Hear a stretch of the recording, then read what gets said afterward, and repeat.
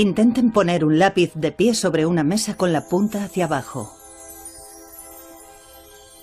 Si consiguen que esté perfectamente recto, tal vez guarde el equilibrio y no se caiga.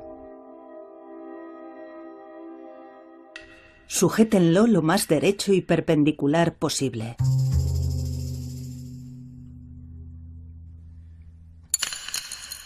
No es tan fácil. Por muy recto que coloquemos el lápiz, siempre se acaba cayendo. Da igual cuántas veces lo intentemos o lo perfectamente vertical que lo pongamos. Quizá les parezca obvio, pero este fenómeno, aparentemente insignificante del lápiz que se cae, dio lugar a un importante descubrimiento científico.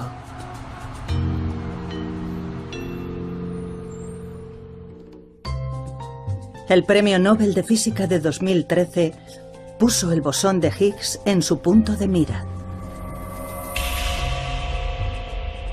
Cuando se confirmó la existencia del bosón de Higgs en unas gigantescas instalaciones experimentales, se proclamó como el descubrimiento del siglo. Siempre nos hemos preguntado qué ocurre en el firmamento y hoy hemos logrado un notable avance.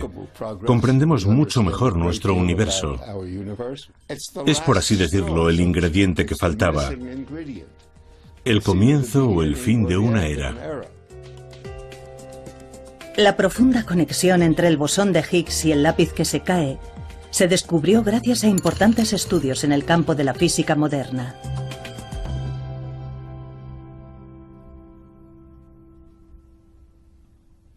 Durante más de un siglo, los físicos, empezando por Einstein, se han cuestionado de qué está hecho el universo.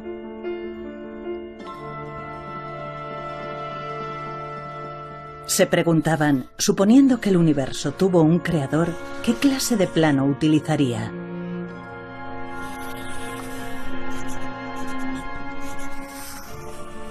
Su objetivo era descubrir ese plano del universo y usar la lengua de las matemáticas para expresarlo por medio de una fórmula.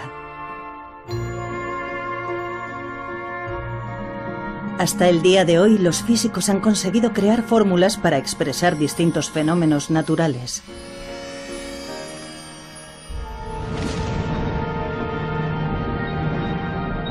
Pero si pudieran encontrar una única fórmula para describir todos los fenómenos del universo, esta sin duda sería la fórmula definitiva. Los físicos están empeñados desde hace mucho tiempo en la búsqueda de esta fórmula definitiva. Debía haber ecuaciones con un significado preciso, elegantes, simples. Nosotros resolveríamos esas ecuaciones y explicaríamos los fenómenos de la naturaleza. El objetivo era tener una única y hermosa teoría que hiciera que todo encajara. ¿De qué está hecho el universo? La búsqueda de la fórmula definitiva ha sido un largo y arduo camino.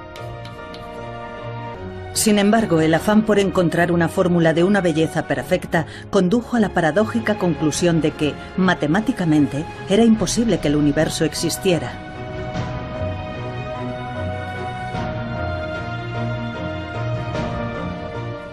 Y así es como llegamos a la idea de los lápices que se caen.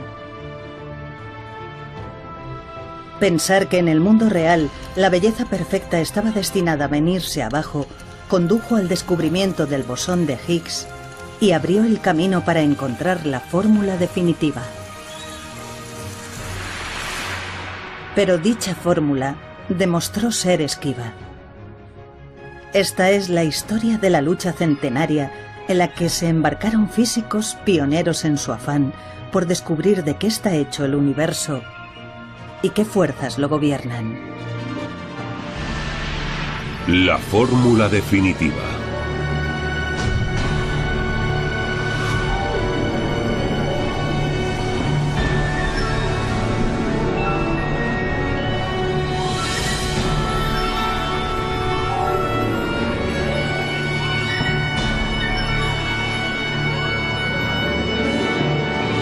¿De qué está hecho el universo?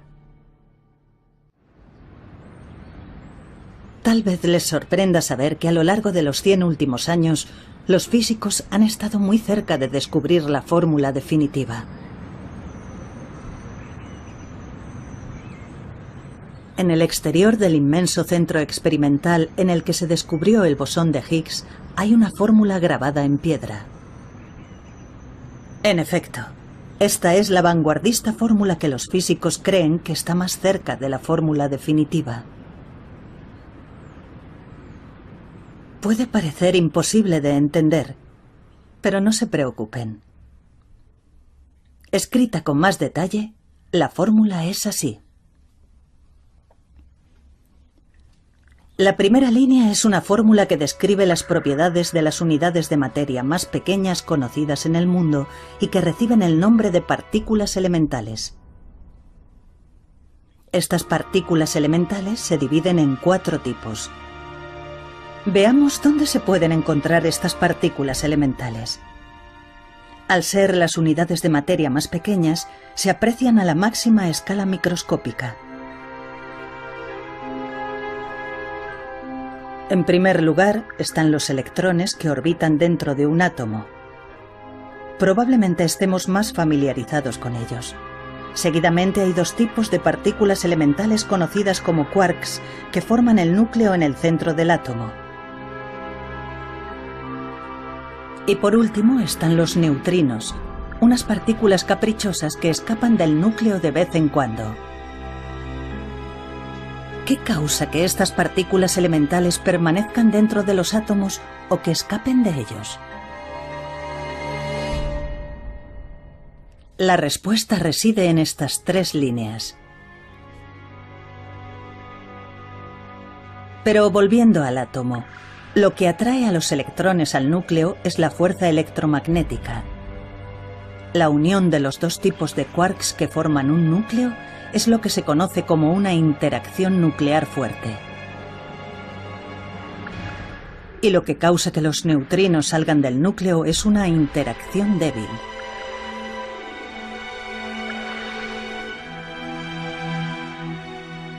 Los físicos piensan que si comprendieran totalmente las 4 partículas elementales y estas 3 fuerzas, podrían explicar cualquier cosa del mundo.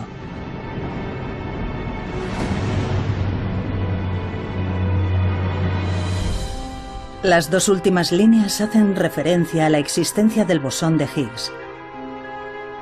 Más adelante sabremos qué papel juega esta partícula.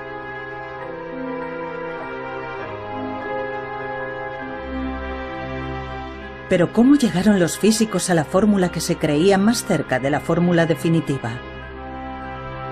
Echemos una ojeada a su épico recorrido que abarcó 100 años. Empezando desde arriba, la primera línea es una fórmula que explica las partículas elementales, las unidades de materia más pequeñas. Detrás de esta fórmula se esconde la historia de un hombre que insistía en que las fórmulas debían ser siempre bellas.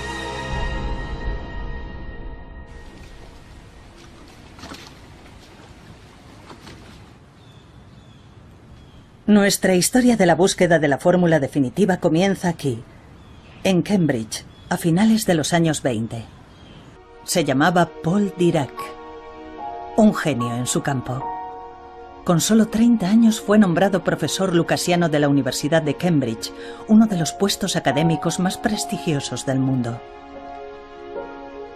Entre los científicos que ostentan este cargo se incluyen figuras de renombre como Isaac Newton y Stephen Hawking. Con intención de encontrar una fórmula que lo explicase todo, Dirac se centró primero en los electrones, la única partícula elemental que ya se había descubierto. En aquellos tiempos, las propiedades de los electrones se describían con una fórmula conocida como ecuación de Schrödinger, y era posible calcular su energía. Pero se hizo patente que había cierta característica de los electrones que no podía explicarse con la ecuación de Schrödinger. Se trataba del hecho de que, al igual que la Tierra, los electrones giraban sobre su propio eje y además tenían propiedades parecidas a un imán.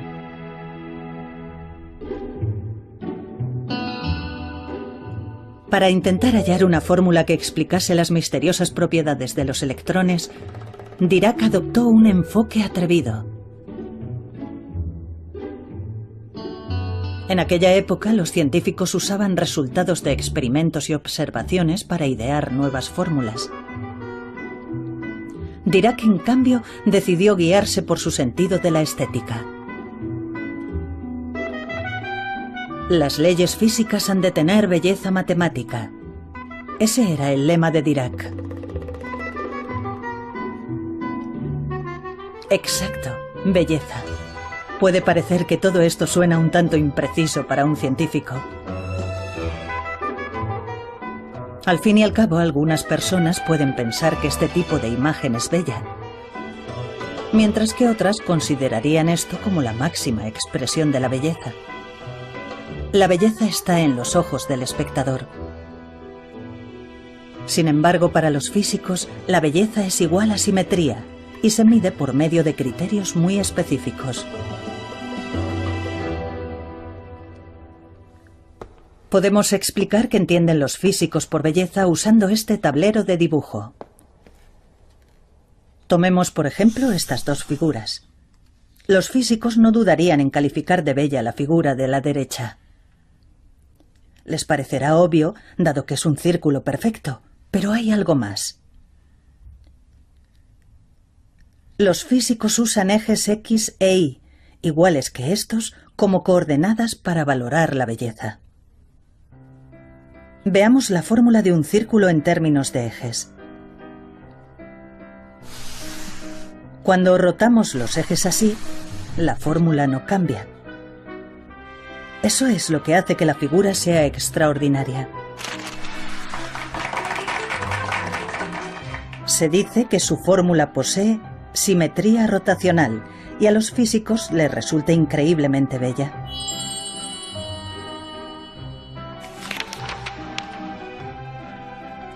A los físicos les entusiasman también los patrones con rayas como este. Eso es debido a que, aunque los ejes se muevan, la fórmula que describen las rayas no cambia.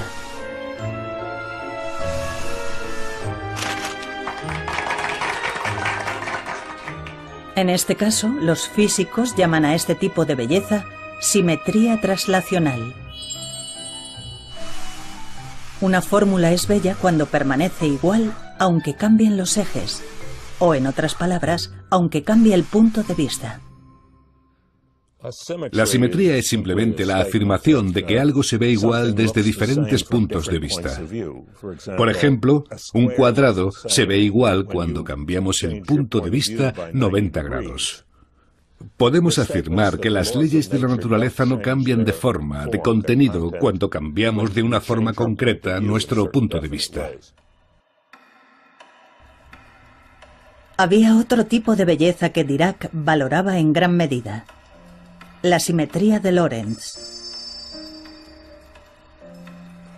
Está relacionada con la teoría de la relatividad de Einstein y describe cómo el tiempo y el espacio son en esencia lo mismo.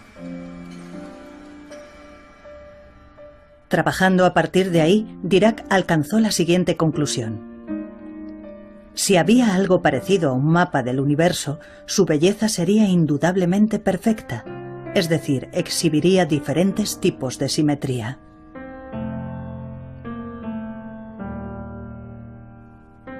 Pero echemos otro vistazo a la ecuación de Schrödinger. Si la observamos de cerca, vemos que hay una t que representa al tiempo y una x al cuadrado en la que la x representa el espacio. Eso significa que la fórmula carece de la simetría de Lorentz, en la que tiempo es igual a espacio. Como resultado de ello, si se ve desde un punto de vista diferente, la fórmula cambia de forma significativa.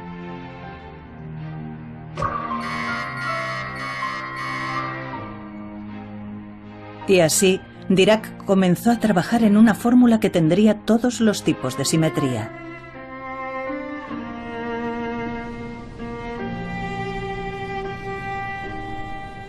Se encerró en su estudio durante 3 meses y se aisló del mundo exterior.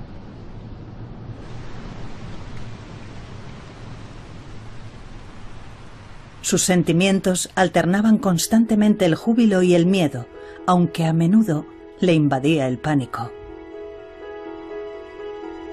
Pero su lucha y su dedicación a la idea de la belleza al final dieron su fruto.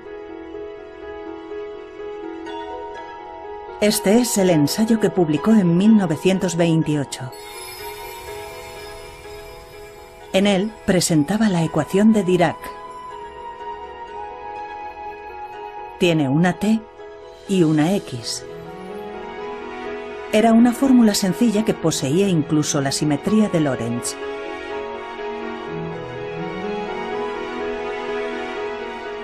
La ecuación era notablemente eficaz y lograba explicar con precisión las misteriosas propiedades de los electrones, incluyendo su movimiento y magnetismo.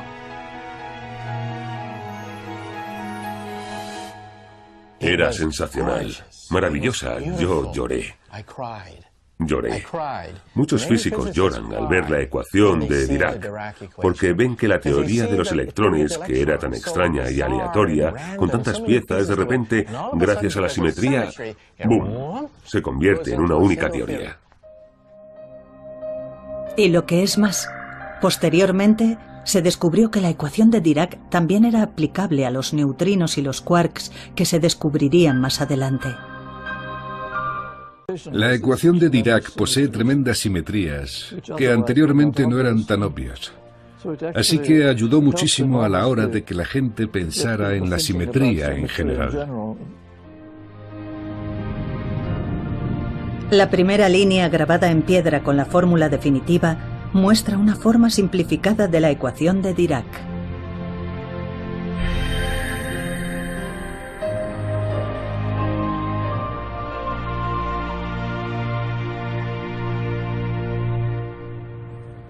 ¿De qué está hecho el mundo y qué fuerzas lo gobiernan?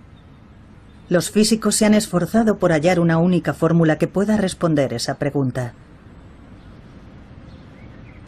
El siguiente desafío al que se enfrentaron fue encontrar fórmulas para las tres fuerzas que unían a las partículas y las movían.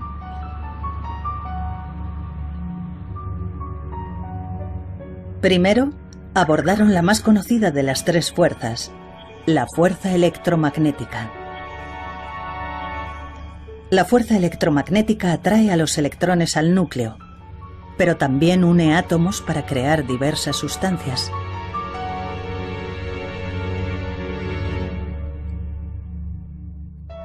En los años 30, un físico de la costa oeste de Estados Unidos se propuso encontrar la fórmula de la fuerza electromagnética. Ese físico era Robert Oppenheimer, que más tarde sería conocido como el padre de la bomba atómica. Se había ganado un merecido reconocimiento en una amplia variedad de campos de investigación. Conocía todos los aspectos de la física.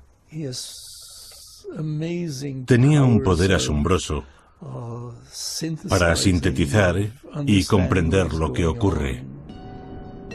Oppenheimer y sus coetáneos centraron su atención en el cuarto tipo de simetría, la simetría gauge. La simetría gauge es un concepto complicado. En pocas palabras, es similar a la simetría rotacional. Describe una clase de belleza en la que, si hubiera un transportador en cada punto del espacio que midiera la magnitud del electromagnetismo, la fórmula permanecería igual, aunque cambiara el ángulo.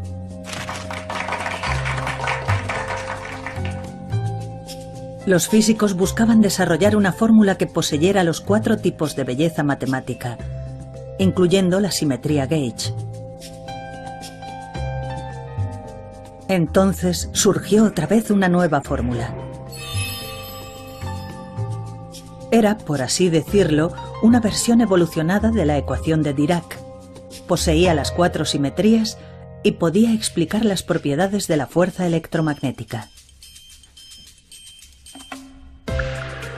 La fórmula describía un mundo fascinante. Los electrones emiten partículas de luz llamadas fotones que conectan los electrones al núcleo. La idea se basaba en que eran las partículas las que poseían la fuerza. Al descubrir que cierta cuantía física era calculada e infinita, todo dejó de tener sentido. Cuando se realizaron los cálculos, los resultados indicaban que la energía de los electrones era infinita, lo que significaba que la materia no podría existir. ¿Por qué los cálculos produjeron el resultado incomprensible de infinito? Oppenheimer y sus compañeros físicos repitieron los cálculos una y otra vez, pero eran incapaces de resolver el problema del infinito. Entretanto, el mundo estaba sumido en el caos. En septiembre de 1939, Alemania invadió Polonia y comenzó la Segunda Guerra Mundial. Además, el físico estadounidense Enrico Fermi logró producir una reacción en cadena de fisión nuclear usando uranio. Este hecho dio lugar a que muchos físicos se involucraran en el desarrollo de la bomba atómica. Oppenheimer, el brillante físico de Estados Unidos, fue nombrado director del Proyecto Manhattan.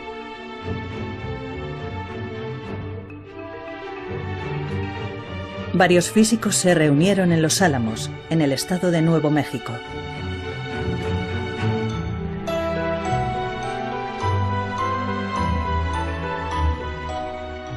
Y así, las investigaciones para hallar la fórmula definitiva se desvanecieron sin haberse resuelto nunca el problema del infinito.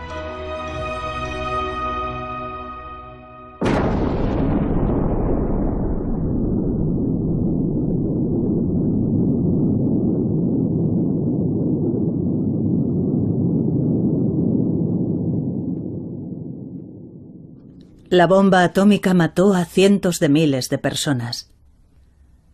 La prensa apodó a Oppenheimer padre de la bomba atómica. Y ya nunca volvería a la vanguardia de las investigaciones sobre la fuerza electromagnética.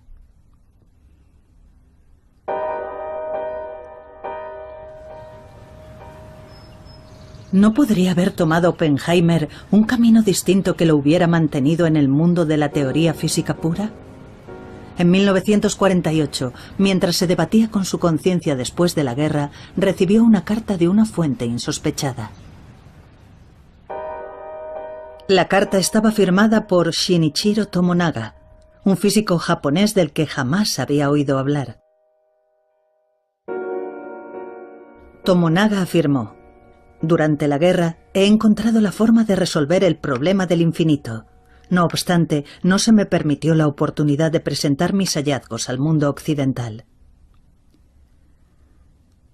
A Oppenheimer le conmovió aquel mensaje inesperado que le llegó desde un país que había sido víctima de la bomba atómica que él había diseñado. Oppenheimer, que reconoció inmediatamente la importancia de lo que se había hecho en Japón, reenvió la carta escrita por Tomonaga a todos los participantes y pidió al físico japonés que escribiera un artículo para publicarlo en el Physical Review y que se difundiera ampliamente.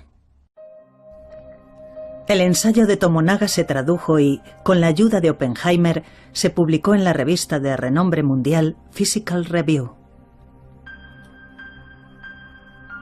El mundo se asombró por el ensayo, que presentaba un nuevo método de cálculo que superaba con éxito el problema del infinito.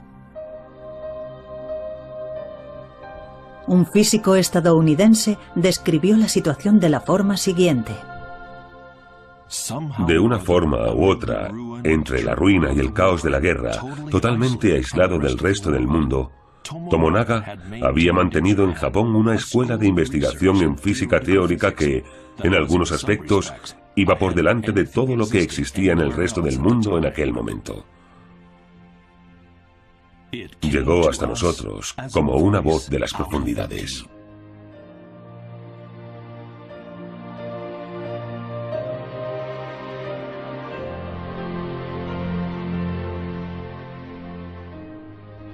Casi al mismo tiempo, dos físicos estadounidenses presentaron una teoría equivalente a la de Tomonaga.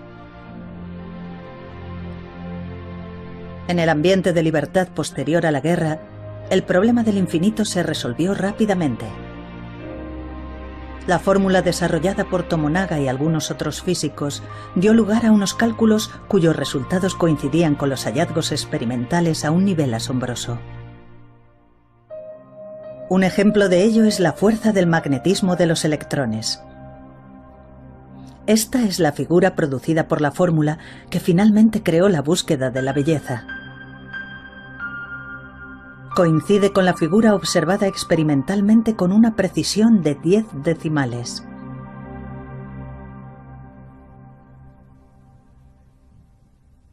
Permaneciendo fiel a la belleza de la simetría, se puede crear la fórmula correcta. Este principio ideado por Dirac ayudó a descubrir la fórmula de la fuerza electromagnética. Una fórmula increíblemente precisa que dejó huella en la historia.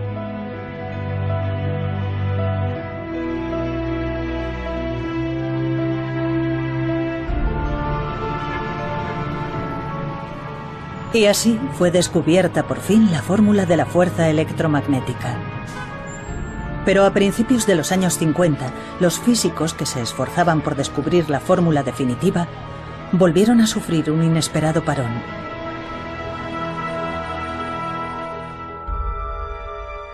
Atrapado en aquel nuevo contratiempo estaba Chen Ning-yang. Como recordarán, existen tres fuerzas que gobiernan los movimientos y la conducta de las partículas elementales. Ya se había descubierto la fórmula de la fuerza electromagnética que atrae los electrones al núcleo. Chen Ning-yang centró su atención en la interacción nuclear fuerte que mantiene unidos los quarks que conforman el núcleo. También estudió la interacción débil que hace que los neutrinos escapen del núcleo.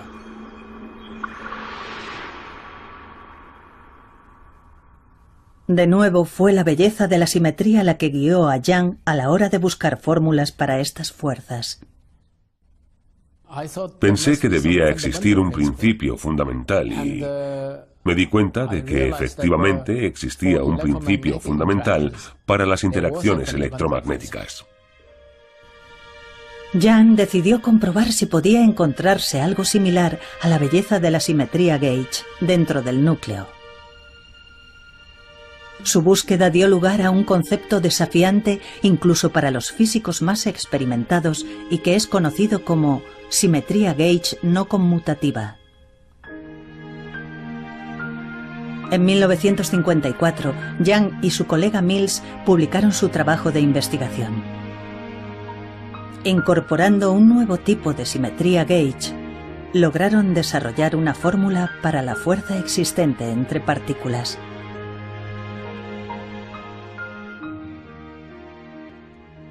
Era como las ecuaciones de Maxwell, solo que más elegante y con un tipo de simetría más ajustada.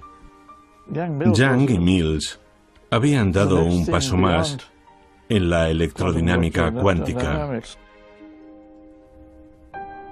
Si tomamos la teoría de Yang y la expresamos con términos de física contemporánea, obtenemos una fórmula como esta. Ahora, los físicos tenían lo que creían que eran los componentes que más se aproximaban a la fórmula definitiva, salvo por la parte relacionada con el bosón de Higgs. Pero les esperaba otra sorpresa.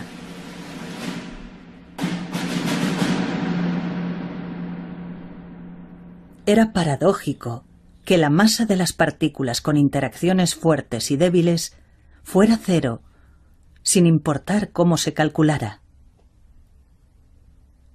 Solo los fotones se sabía que carecían de masa. Todas las demás partículas, como la W y la Z, se suponía que tenían masa. Se sabía que el fotón no tenía masa. Se sabía que no tenía masa desde principios del siglo XX.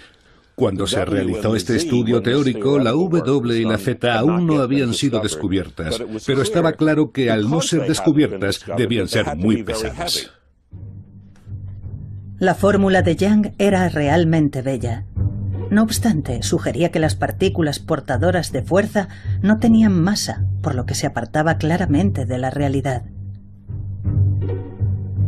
Los físicos se habían volcado en la búsqueda de la belleza perfecta, pero el problema de la masa cero les planteaba una paradoja ineludible.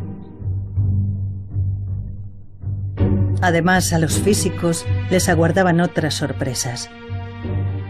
Posteriores avances en la investigación de la simetría dio lugar a la notable sugerencia de que no solo las partículas transportadoras de fuerza, sino todas las partículas elementales que constituyen las unidades de materia más pequeñas, tenían aparentemente cero masa, al menos de acuerdo con las fórmulas. Es decir, el mundo entero carecía de masa. Esta fue la conclusión imposible que se extrajo de las fórmulas matemáticas.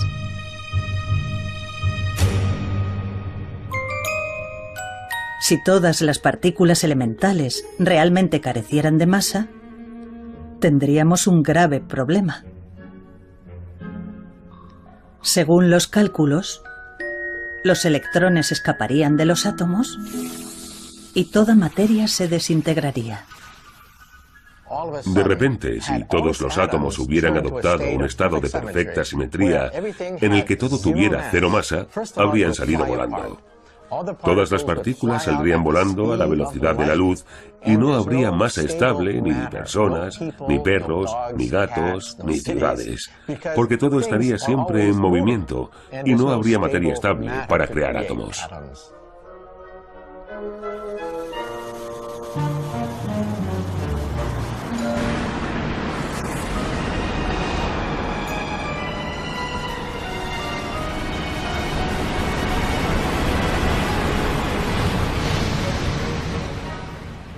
Vaya, las cosas se estaban poniendo serias.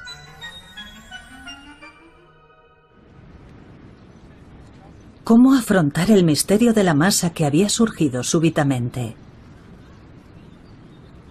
En los años 60, en Chicago, en Estados Unidos, surgió un tipo de físico completamente nuevo.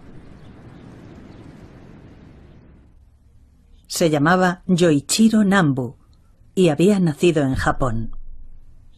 La gente decía de él, Nambu puede ver el futuro. Este físico inconformista consiguió resolver la gran paradoja de masa igual a cero en presencia de belleza matemática. A principios de los años 60, lo que a Nambu realmente más le interesaba era este fenómeno. Exacto. Es el problema del lápiz que se cae que vimos anteriormente. Que un lápiz se caiga nos puede parecer insignificante. Pero fue precisamente este fenómeno lo que ayudaría a Nambu a solucionar el problema de la masa cero. Podemos contemplarlo de esta forma. Digamos que hubiera un plano de un lápiz que se sostiene de pie. El plano nos dice que coloquemos el lápiz verticalmente para lo que es preciso, simetría rotacional. ¿Qué pasa si hacemos lo que dice el plano y tratamos de colocar el lápiz de pie? En realidad, la simetría rotacional necesaria para el plano no se puede conseguir. Aunque hay simetría en el plano, esta se pierde en el fenómeno que vemos en la realidad. Este fenómeno recibe el nombre de ruptura espontánea de la simetría, concepto que más tarde le valdría al físico japonés el premio Nobel. A Nambu se le ocurrió que la ruptura espontánea de la simetría también podría hallarse en el plano del mundo natural.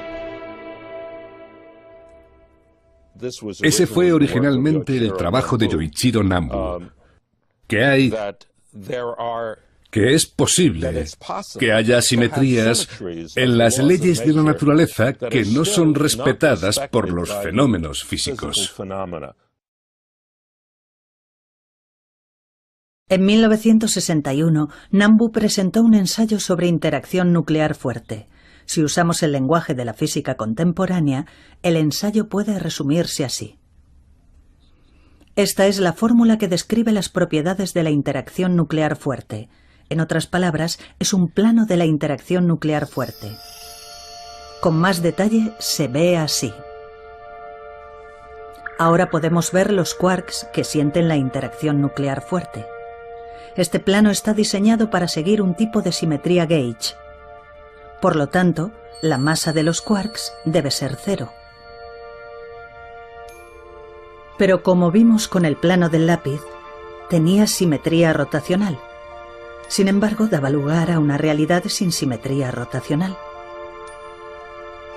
Nambu comprendió que el plano en el que los quarks tienen cero masa debe originarse en una realidad en la que los quarks tienen masa. No me di cuenta inmediatamente de la ruptura de la simetría. Fue una solución a la que llegué después de pensar mucho. Al echar la vista atrás, comprendo que era un fenómeno obvio. Este es un sencillo sumario de lo que resolvió Nambu. Después de buscar la belleza matemática perfecta, los físicos se toparon con la paradoja de la cero masa. Pero usando el lápiz que se cae como ejemplo, Nambu consiguió demostrar que la belleza perfecta estaba destinada a desmoronarse y por lo tanto dio origen a la masa en el mundo.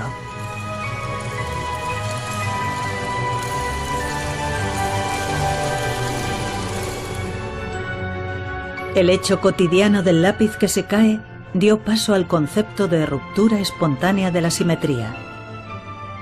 Era un importantísimo descubrimiento que nadie pudo predecir.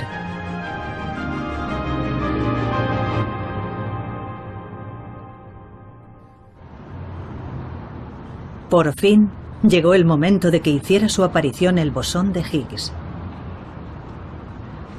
Siguiendo la estela del concepto de Nambu, que explicaba la masa de los quarks, los físicos tenían ahora que atribuir masa a electrones, neutrinos y partículas de interacción débil.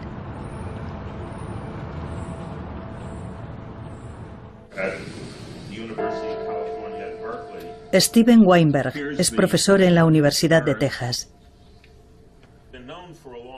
Trabajaba entonces en la idea de usar el concepto de ruptura espontánea de la simetría de Nambu para demostrar que, al igual que los quarks, las demás partículas elementales también tenían masa. Finalmente, se aventuró a adentrarse en un área prohibida en la que ningún otro físico se había atrevido a hacerlo.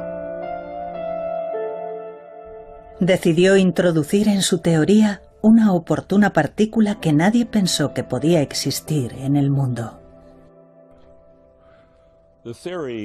La teoría de Salam y Mia abrió un nuevo campo, un nuevo tipo de fuerza en la teoría. Un campo que adquiere valor en un lugar vacío, incluso lejos de cualquier fuente, y que de hecho se extiende por todo el universo. Es el campo que rompe la simetría. Este es el trabajo de investigación que Weinberg usó como referencia en aquel entonces. Estaba escrito nada menos que por Peter Higgs, que ganó el Premio Nobel de Física en 2013. El trabajo establecía que si la partícula elemental, el bosón de Higgs, existiera en realidad, la simetría de belleza matemática se rompería espontáneamente, y las partículas elementales y las partículas transportadoras de fuerza adquirirían masa. Se dice que esta partícula está considerablemente ausente al principio, pero después ocupa los espacios de forma espontánea.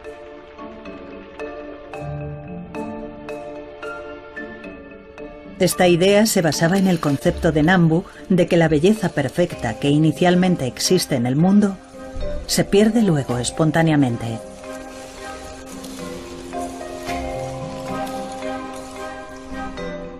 Según Weinberg, las partículas como los electrones son bloqueados por los bosones de Higgs y les resulta más difícil moverse. De hecho, esta dificultad para moverse es la que sentimos como masa.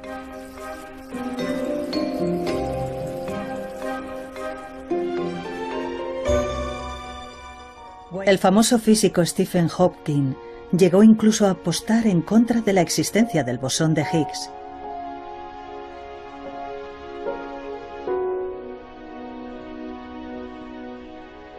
Pero hubo un avance importante en 2012.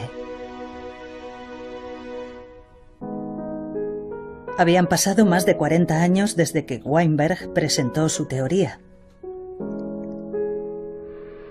En un inmenso centro experimental, donde se podía lanzar energía de una magnitud sin precedentes a un único punto en el espacio, se detectaron señales del bosón de Higgs.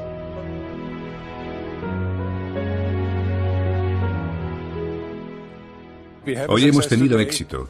Hemos descubierto una nueva partícula, un bosón, probablemente el bosón de Higgs.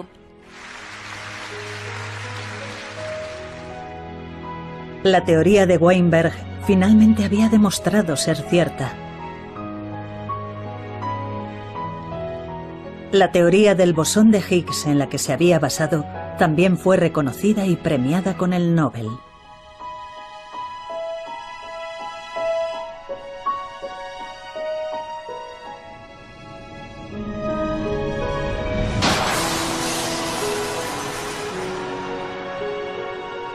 Los físicos habían llegado por fin a una única fórmula. El modelo estándar que explica los 4 tipos de partículas elementales y las 3 fuerzas que conforman el universo estaba finalmente completo.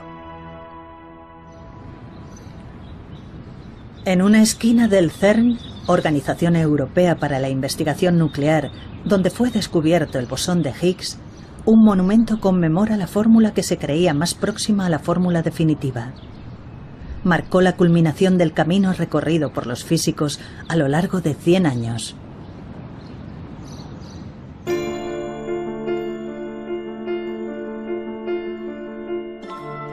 ¿Cómo se refleja la bella simetría de la fórmula definitiva en el mundo que nos rodea? Los físicos comprenden la historia del universo a partir del Big Bang de la siguiente forma.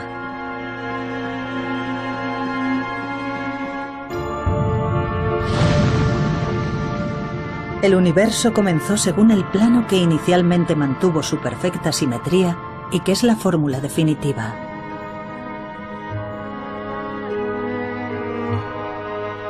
En aquel momento, todas las partículas elementales carecían de masa y volaban diseminadas. Pero más tarde, como resultado de la ruptura espontánea de la simetría producida por el bosón de Higgs, las partículas elementales adquirieron masa.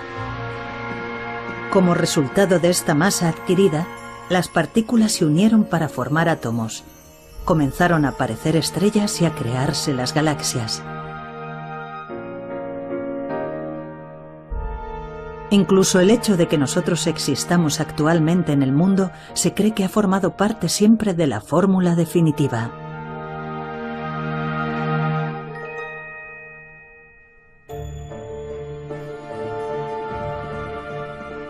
Gracias al descubrimiento del bosón de Higgs, se dice que no hay fenómeno en el mundo que no pueda explicarse por medio del modelo estándar.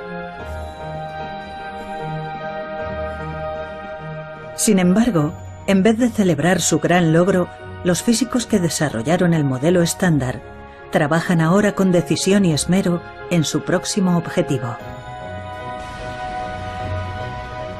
Las partículas elementales son tan ligeras que nunca había parecido necesario considerar la cuestión de la fuerza gravitacional. Ahora los físicos de primera línea están de acuerdo en que si no se tiene en cuenta la gravedad, nunca se podrá descubrir la fórmula definitiva. No estamos satisfechos con una teoría elegante de interacción débil, fuerte y fuerza electromagnética. Queremos que también sea una teoría de gravitación. La idea de una visión unitaria de la naturaleza en la que todo pueda explicarse en términos de profundas leyes fundamentales creo que es nueva en el siglo XX. Supone un enorme cambio filosófico, ya que es un cambio en el tipo de conocimiento que deseamos encontrar. Los físicos han invertido cientos de años en tratar de descifrar la naturaleza del universo.